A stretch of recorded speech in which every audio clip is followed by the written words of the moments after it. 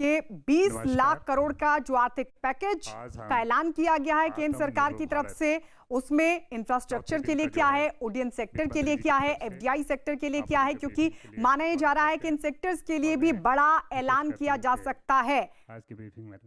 तो ये वो सेक्टर हैं जो इस वक्त मुश्किल दौर से गुजर रहे हैं और यहां पर भी लगातार राहत की उम्मीद की जा रही है, जिस उम्मीद को आज पूरा करने वाली है निर्मला सीतारमण। हालांकि आर्थिक पैकेज का ऐलान पहले ही हो चुका है, लेकिन इन सेक्टर्स के लिए कितना रखा गया है, कितना प्रावधान है, उस बारे में आज वित्त मंत्री निर्मला सीतारमण बताएंगी।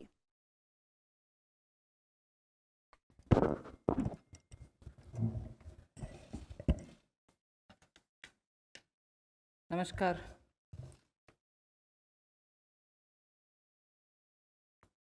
Today is the fourth day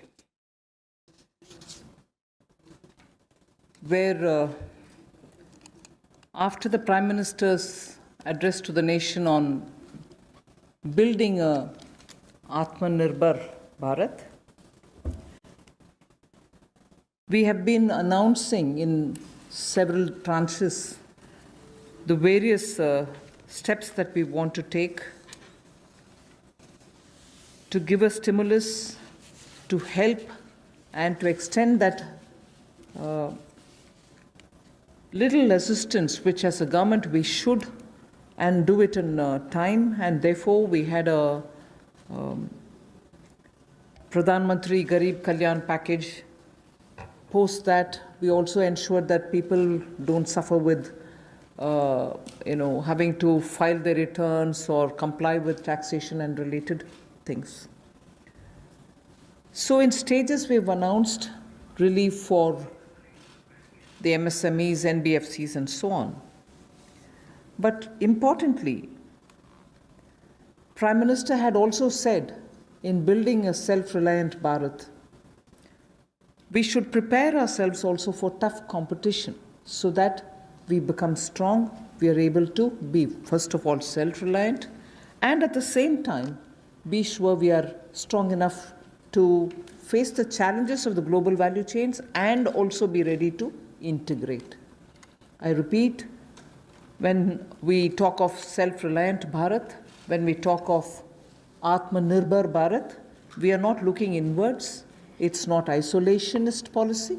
It is certainly making India strong, making India rely on its strength and be ready to face the global challenge. Many sectors need policy simplification, whereby we can make it simpler for people to understand what that sector can provide for them, how they can participate in that sectoral related activities, bring in transparency in processes, and so on. So once we decongest sectors,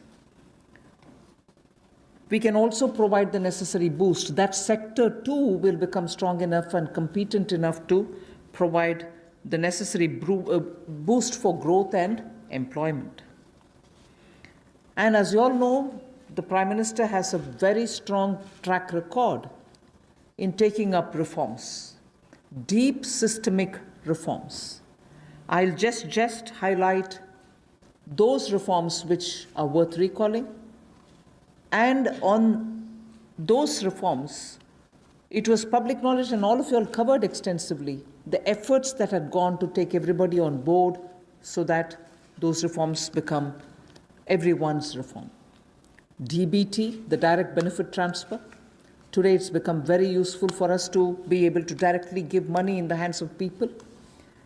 GST, which had been pending for a very long time, all states were taken on board, and GST brought in one nation, one market. IBC, companies waited for decades to have their insolvency-related matters settled. Limited success was felt through the various other programs, schemes which existed, SARFAESI or BIFR and so on.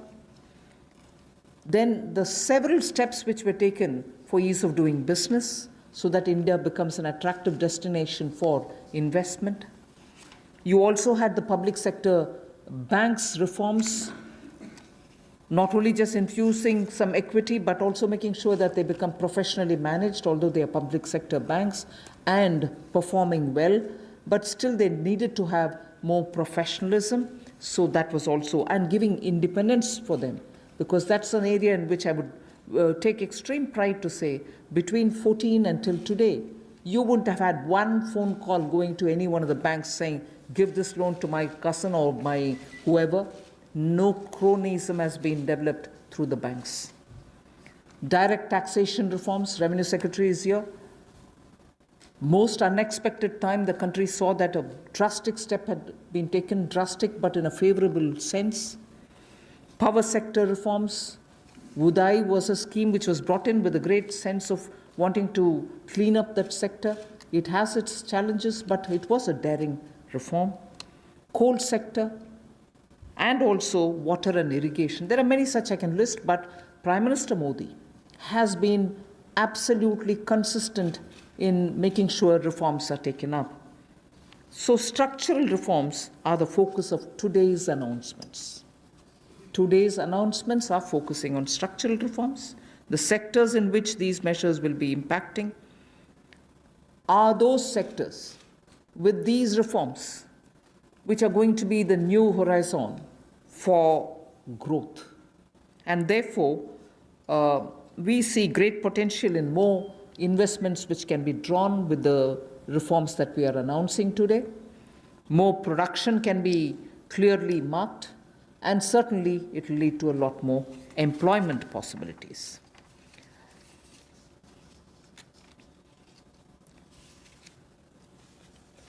We can actually start off with some preliminary slides before I go into talking about today's announcements, which will explain all the steps that we've taken in the recent past to make sure that investment come into this country and also make India a far more business-friendly destination. Before I go into that, it is important for us to recall that steps which have been taken earlier have been announced variously at different times.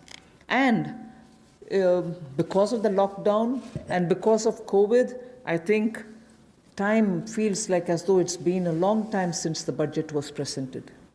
It was only presented on 1st February. And just as soon as the finance bill got passed, the parliament also had to very quickly close for the reasons of social distancing and so on. And just before February, we announced the National Infrastructure Investment Foundation, the fund that was launched.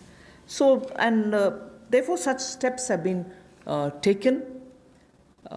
Clearly, these are the ones which are going to initiate a lot of things that we want to tell today, and also a lot of things that we want to do towards building an Atma-Nirbhar Bharat. So if we can go to the first slide. The policy reforms to fast-track investments. In the last couple of months, an empowered group of secretaries has been formed who also looked at project development, and project development cells were formed in various ministries. Ranking of states on investment attractiveness is also being worked out. This will make them compete for new investments, and promotion of champion sectors such as the solar PV manufacturing and so on, the advanced cell battery storage research. These kind of activities are also being given a priority. So for an Atma-Nirbhar Bharat and for Make in India, such steps are crucial, and we want to make sure that efforts which have been taken clearly give us the confidence that Make in India, which was launched at least 3 years back, as an initiative to change the mindset of people, to bring in new ways of doing business, to make sure that India becomes attractive on its strength, are all being received very well. So today, if I look at Make in India for Atma-Nirbhar Bharat, the foundation was laid earlier, And many investors have found that India's market, size of India's market, the aspirational middle class, the rule of law which prevails, and also making sure the talent pool which exists in India makes India an attractive destination for producing for India and also for producing in India and exporting from India. So that is exactly what has been shown here, and incentive schemes are being given for these champion sectors. So we need to clearly understand the purpose with which, when we talk of Atmanirbhar Bharat, it is on all these steps building India's strengths. The next slide would show you that attempts and also efforts have already started for upgradation of industrial infrastructure. I'm saying all this because the reform steps that I'm going to announce will have all these also having a play in the various steps that we are announcing. Upgradation of industrial infrastructure is something which we need to talk about afresh, although industrial infrastructure, industrial land banks, and also clusters have been recognized long time back. But they're all somewhat being utilized, many of them lying unutilized. So now, using technology, we are making sure these land parcels are, through GPS, GIS mapping, are able to be identified, location cleared, their challenges being identified, common facilities which have to be created will all be done. 3,376 industrial parks and estates and SEZs have between them, have among them 5 lakh hectares, all of them mapped as industrial information system can map them for future use. So this will be a part of the portal which we'll be running, so that it will be available for any future potential investor to say, I know land exists there, we can go set up a business there. In the meanwhile, the state government working with the center is going to provide all the common facilities. So all industrial parks also will get ranked by 2020-21, so that we know what is the level of readiness that they have and how ready they are for competition. So with this said as a broad introductory statement, I just want to highlight the 8 sectors about which we are going to talk, where reforms are being brought in: coal, minerals, defense production. I read out separately the next 3, although they together contribute for flying, airports, and also aerospace related matters. Airspace management, airports, MRO, which is maintenance, repair, and overhaul. So those 3 all go over to the civil aviation area. Distribution companies in the union territories, power distribution companies in the union territories. Space sector, where ISRO and others have been flag bearers for India. Atomic energy. So 8 sectors, but I will be showing you about 10 to 12 slides, all of them explaining each one of these sectors in detail. नमस्कार। आत्मनिर्भर भारत की जो कल्पना माननीय प्रधानमंत्री जी ने हम सबके सामने रखी थी और 20 लाख करोड़ का पैकेज देश भर के लिए लाए थे, उसी कड़ी में आज चौथी प्रेस वार्ता में नए क्षेत्र कौन से हमारे विकास के लिए हो सकते हैं, उसको लेकर क्या बदलाव, क्या रिफॉर्म्स लाई जा सकती हैं, उसको लेकर आज हम आप सबके सामने आए हैं। क्योंकि माननीय प्रधानमंत्री जी ने कई बार पहले भी कहा है, रिफॉर्म, परफॉर्म, ट्रांसफॉर्म, और उसी दिशा में सबसे पहला कदम है रिफॉर्म्स लाने का। पिछले कुछ दिनों में एमएसएमई सेक्टर हो या एग्रीकल्चर सेक्टर हो, इनकी परिभाषाएं चाहे एमएसएमई की हो, ये एसेंशियल कमोडिटीज़ एक्ट की हो, एपीएमसी एक्ट की बात हो, इनको बदलने से ही इतनी पॉजिटिव बातचीत पूरे देश भर में हो रही है। एक सकारात्मक सोच इन दोनों वर्गों में देश भर के करोड़ों लोगों के बीच में चल रही है। एक नया क्षेत्र या बाकी नए क्षेत्र जिनकी माननीय वित्त मंत्री जी ने अभी बात कही कि 8 नए क्षेत्रों को लेकर आप सबके सामने आए हैं। ये भी कहा कि आत्मनिर्भर भारत को कड़ी प्रतिस्पर्धा के लिए तैयार रहना होगा, हर चैलेंज के लिए, चुनौती के लिए तैयार रहना होगा, और जहाँ जहाँ नीतिगत बदलाव चाहिए वहाँ वहाँ नीतिगत बदलाव लाने के लिए भी हम लोग तैयार हैं। अब इम्प्लीमेंटेशन की बात आती है, उसके लिए माने ही मोदी जी जाते हैं कि किस तरह से अच्छी इम्प्लीमेंटेशन पिछले 6 वर्षों में करके दिखाई, चाहे वो जीएसटी की बात हो, इंसॉल्वेंसी बैंक्रप्सी कोड की बात हो, जनधन योजना की बात हो, यूपीआई जैसे प्लेटफॉर्म बनाने की बात हो, हर गांव में बिजली और हर घर को राशन देने तक की कोविड-19 की स्थिति में बात हो।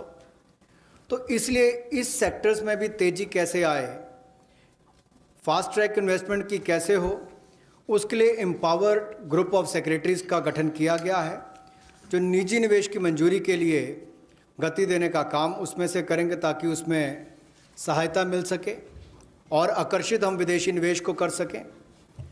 प्रत्येक मंत्रालय में प्रोजेक्ट डेवलपमेंट सेल बनेगा जो ये तय करेगा कि किस क्षेत्र में निवेश आ सकता है, कौन निवेशक हो सकता है, इनसे बातचीत करेगा और राज्यों से और केंद्र से बात भी करेगा ताकि निवेश करने वाले को कहीं पर दिक्कत ना आए।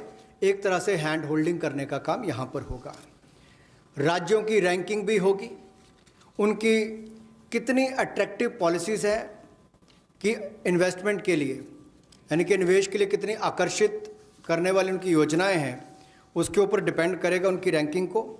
और नए चैंपियन सेक्टर्स को बढ़ावा देने के लिए, चाहे वो सोलर पीवी हो, इसकी मैन्युफैक्चरिंग की बात हो, या एडवांस सेल बैटरी मैन्युफैक्चरिंग की बात हो, इसके लिए भी जो भी इंसेंटिव देने होंगे वो भी हम लेकर आएंगे ताकि इन क्षेत्रों में भी बढ़ावा, ऐसे और कई क्षेत्रों में भी बढ़ावा मिल सके जो नए चैंपियन सेक्टर्स हैं।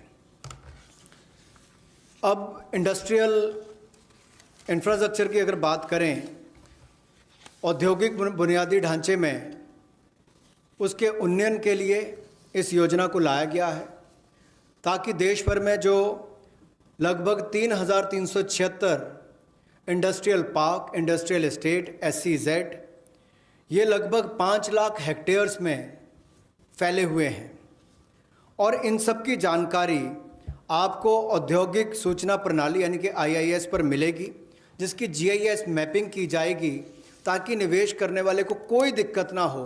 जो उसको बाद में दिक्कत आती थी ज़मीन से जुड़े मुद्दों को लेकर, वो भी दूर होगी। ज़मीन की उपलब्धता भी 5 लाख हेक्टेयर के लगभग जो इंडस्ट्रियल हमारे एस्टेट्स हैं या हमारे पार्क्स हैं उनमें भी जो होगी उसमें उनको लाभ मिलेगा। और इसीलिए इस योजना में बदलाव भी लाया गया है। इसको मिशन मोड पर, चैलेंज मोड पर किया जाएगा ताकि ज़्यादा से ज़्यादा निवेशकों को ज़मीन जल्द से जल्द उपलब्ध राज्यों में करवाई जा सके और इसके लिए कनेक्टिविटी में भी सुधार होगा और कॉमन इंफ्रास्ट्रक्चर जो है उसमें भी अपग्रेड करने का काम किया जाएगा। The first of the 8 sectors that I want to speak about is coal. There are 4 slides all speaking about the various steps, but I will run through about all the 4, even though the sequencing may be a bit different. We are bringing in commercial mining in coal sector. You know, coal, as all of you all know, coal is a government monopoly. That government monopoly is what is now being removed. Commercial mining of coal on a revenue sharing basis would help more coal availability and also more coal availability at market prices. So this will be far more efficient and more people can get to using it.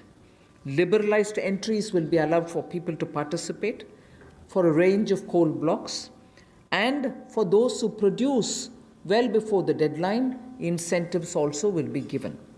But let's first understand, if India, which is the 3rd richest or which has the 3rd largest and 3rd large valued coal availability in its mines, in untapped mines, meaning it has the 3rd valuable deposit of coal, and we still import coal, and we still sometimes feel that the energy sector is suffering because raw material is not available, So regulations are required, and this line you would recall I have said day before yesterday, I have also said yesterday, regulations are required when there is a shortage. But this country has got abundant coal, and we've been regulating it, suffocating it from producing ample quantity of coal which will be required by the industry. Economy can be benefiting from this kind of opening up. Of course, we are conscious that coal is not so environment friendly. So in order to have coal converted into gas, we are providing incentive so that coal is also used, but the environment commitments of India are honored, and we benefit from gasification of coal. And also the coal bed methane also will be auctioned, so that these coal beds which are with Coal India but untapped also can benefit the country. So the coal bed methane extraction also will happen through auctioning. 50,000 crores will be spent by Government of India for creating evacuation infrastructure, because after the coal is mined, brought to the pit head, you don't have enough right kind of infrastructure to have this mined coal evacuated from there. So 50,000 crores is being given to ensure that evacuation infrastructure is provided. So this is, in short, what is being done to bring in reforms in the coal sector.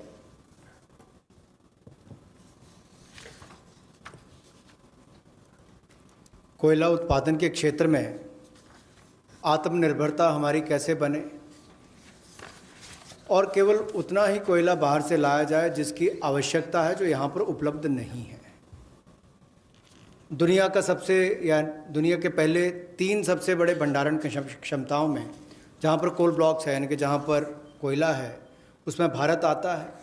उसके बावजूद हम शायद अपनी क्षमता का दोहन नहीं कर पाए जो हमारे पास उपलब्ध थी, और इसीलिए कुछ बदलाव इसमें किए जाएंगे ताकि इसमें जो प्रति टन पहले जितने रुपए मिलते थे उसकी बजाय अब राजस्व साझा करने की बात आएगी, उस पर जाया जाएगा। और जैसे पहले जो स्टील प्लांट चलाते थे, बिजली का उत्पादन करते थे, केवल उनको मिलता था। इसके लिए ओपन ऑक्शन भी होगी ताकि ओपन मार्केट में सेल कर सकें, ज़्यादा लोग इसमें आएँ, ज़्यादा इसका खनन हो सके, और इससे देश की अर्थव्यवस्था को और देश के उद्योग को भी बल मिलेगा। लगभग 50 ऐसे नए ब्लॉक्स खनन के लिए नीलामी पर आने वाले समय में उपलब्ध करवाए जाएंगे, और इसमें अपफ्रंट पेमेंट की सीलिंग होगी। कोई पात्रता के बड़ी कंडीशंस इसमें नहीं है इस तरह की, केवल उनको अपफ्रंट पेमेंट करनी है।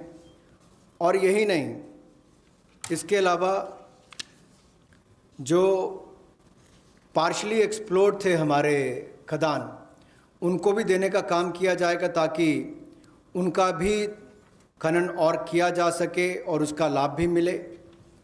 कहीं ना कहीं आंशिक रूप से ये जो अन्वेषण हुआ था, अब इसको निजी क्षेत्र को देकर जल्दी उसमें और लाभ मिल सकता है, और प्लेयर्स आएंगे तो खनन ज़्यादा हो पाएगा। और जो अपना समय से पहले खनन की प्रक्रिया को पूरा करता है तो उसको भी इंसेंटिवाइज करने का काम कुछ ऐसे प्रोग्राम्स के माध्यम से किया जाएगा। गैसिफिकेशन के लिए नई अलॉटमेंट्स की जाएंगी ताकि अलग अलग इसमें डाइवर्सिफाइड अपॉर्चुनिटीज़ मिल सकें उनको। रेवेन्यू शेयर में उनको रिबेट मिलेगा जो सक्सेसफुल कोल बिडर्स होंगे। और यही नहीं, इसके इंफ्रास्ट्रक्चर के डेवलपमेंट के लिए, आधारभूत ढांचे के डेवलपमेंट के लिए लगभग 50,000 करोड़ रुपया खर्च होगा।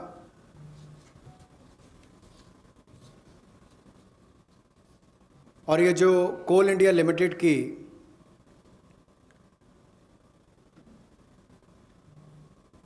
एनहांस्ड एवैक्यूएशन की हम बात करते हैं, एनहांस CIL जो कोल इंडिया लिमिटेड की जो खदानें हैं, उसके लिए भी कोल प्रोडक्शन प्राइवेट ब्लॉक्स को दी जाए, उसके लिए भी इसमें अवसर उपलब्ध हों।